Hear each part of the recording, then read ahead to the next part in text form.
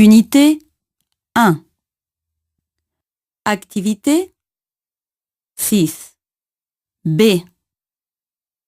Alors, la discrimination positive, vous êtes pour ou contre? Contre, absolument contre. Je ne vois vraiment pas comment une discrimination pourrait être positive. C'est limite un paradoxe. Apparemment, tu ne sais pas ce que c'est. Ça consiste à établir des quotas d'embauche pour les minorités dans les entreprises publiques ou privées. Par exemple, c'est dire, pour favoriser la population d'origine noire, je m'engage à embaucher 30% de noirs cette année. Merci, mais je sais très bien de quoi il s'agit. Mais c'est du vocabulaire de politicard, ça, de la démagogie. Ok, il est vrai que c'est une traduction assez maladroite, mais je pense que le terme américain est beaucoup plus explicite. Affirmative action, action affirmative. Donc, on discrimine les autres populations. C'est pitoyable. Ça me fait penser au quota des Corses à la SNCM.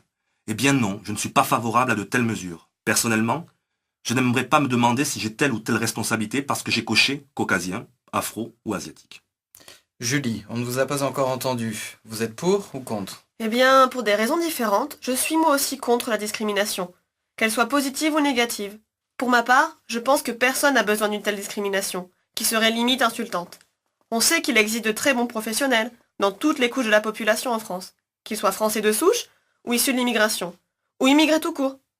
Donc si la compétence de l'immigré est supérieure à celle du français de souche, je n'hésiterai jamais à embaucher l'immigré. C'est bien beau. Mais si leurs compétences sont égales, tu prendrais lequel? Je prendrai celui avec qui j'aurai le moins de mal à m'entendre. C'est-à-dire, certainement pas toi. La compétence doit rester le premier argument, mais je tiens à conserver ma liberté de choisir avec qui je vais travailler toute la journée. Tu fais de la théorie, Julie. La discrimination positive a été mise en place pour contrecarrer la tendance, pour ne pas dire le racisme, des employeurs qui privilégient toujours le blanc. Il y a même une étude qui a démontré qu'entre deux mecs, un beau et un moche, eh bien dans 90% des cas, c'est le beau qui est embauché. Oui, évidemment, dit comme ça, on comprend mieux en effet.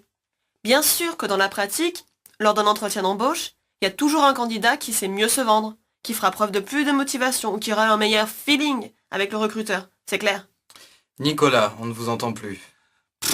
Langue de bois, langue de bois. La discrimination positive, c'est forcément une discrimination négative pour quelqu'un d'autre. À force de trop vouloir en faire, on finira par te refuser du travail ou une location parce que tu n'es pas issu de l'immigration. Je devrais songer à immigrer, moi, tiens. D'où la proposition d'une discrimination positive. Je sais que c'est pas facile, mais on pourrait quand même tenir compte de la réalité. Les recruteurs ont toujours une préférence pour le blanc.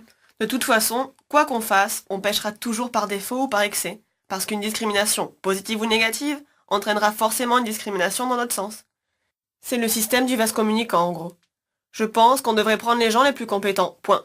Qu'ils soient bleus, verts, noirs, grands, petits, avec 4 bras ou 3 mains. On s'en fout.